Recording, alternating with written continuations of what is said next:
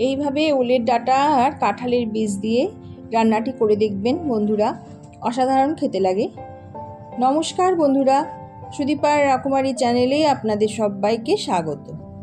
আজ আমি আপনাদের কাছে নিয়ে এসেছি ওলের ডাঁটা আর কাঁঠালের বীজ দিয়ে একটি রেসিপি। আশা করি সবারই এই রান্নাটি পছন্দ হবে।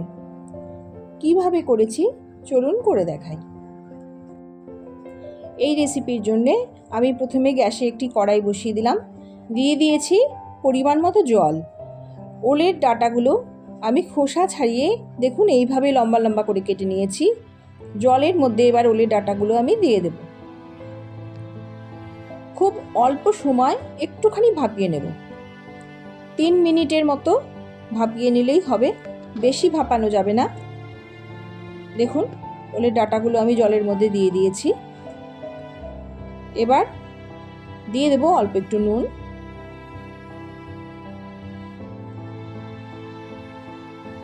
একটি ঢাকনা দিয়ে এবার আমি ঢেকে দেব। এতে 3 মিনিটের জন্য হতে দেব। এটা কড়াইতে হতে দিয়ে আমি মিক্সিতে নিয়ে নিয়েছি 2 চামচ সাদা সর্ষে আর 2 চামচ পোস্ত। লঙ্কা দিয়ে আমি এটা বেটে নেব। দেখুন আমার ঢাকনা খুলে চলে এসেছি 3 মিনিট বাদে।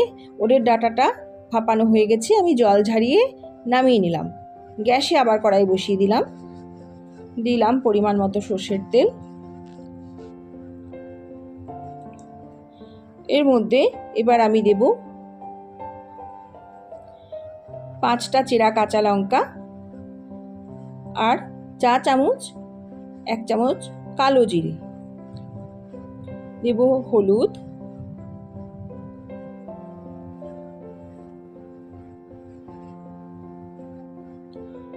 এবার আমি আগের থেকে কিছু কাঁঠালের বীজ আমি ভাপিয়ে নিয়েছি খোসা ছাড়িয়ে, সেটা আমি এবার তেলের মধ্যে দিয়ে দিলাম, দিয়ে একটু ভাজা ভাজা করে নেব। দেখুন ভাজা ভাজা করা হয়ে গেছে কাঁঠালের বীজটাকে।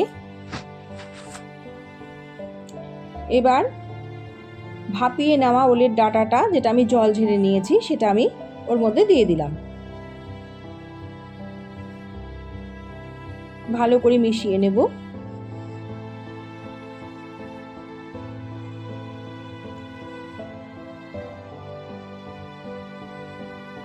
পরিমাণ মতো লবণ দিয়ে দিলাম। দেখুন কতটা জল বেরিয়েছে। আমি কিন্তু এর একটুও জল আর দিইনি। ওই ওলের ডাঁটা ভাপানোর যে জল ঝেড়ে নিয়েছি, তা সত্ত্বেও যে জলটা বেরিয়েছে তাতেই কিন্তু এটা মাখা মাখা হয়ে যাবে। এবার দিয়ে দিলাম পোস্ত সর্ষে বাটাটা।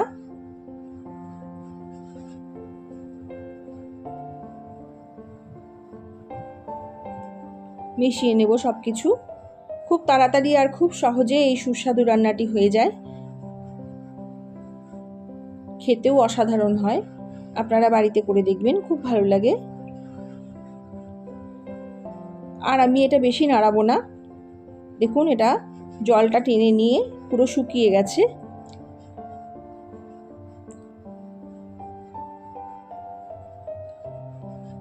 এবার এর মধ্যে আমি দিয়ে দেব সর্ষের তেল। দেখুন এই রান্নাটিতে এই জিনিসটা কিন্তু দিতেই হবে, তবেই এটা স্বাদ বেশি বেড়ে যায়। 5 দিয়ে একটু সর্ষের তেল আমি ছড়িয়ে দিলাম, কাঁচা সর্ষের তেল। এইভাবে করে দেখবেন, এই রান্নাটা খেতে দারুণ লাগে। দেখুন এটা সম্পূর্ণ হয়ে গেছে। আমি আর এটাকে নাড়াবো না। এবার গ্যাস অফ করে নামিয়ে নেব। আমার ওলের ডাঁটা আর কাঁঠালের বীজ দিয়ে রেসিপিটি একদম তৈরি হয়ে গেছে। আমি বাটিতে নামিয়ে নিয়েছি। দেখুন দেখতেও খুব সুন্দর হয়েছে। এইভাবে আপনারা বাড়িতে করে দেখবেন, খুব ভালো লাগে খেতে। কাঁঠালের বীজটা আমার ফ্রোজেন করা, এখন তো কাঁঠালের বীজ পাওয়া যায় না, আগের থেকে করে রেখেছিলাম।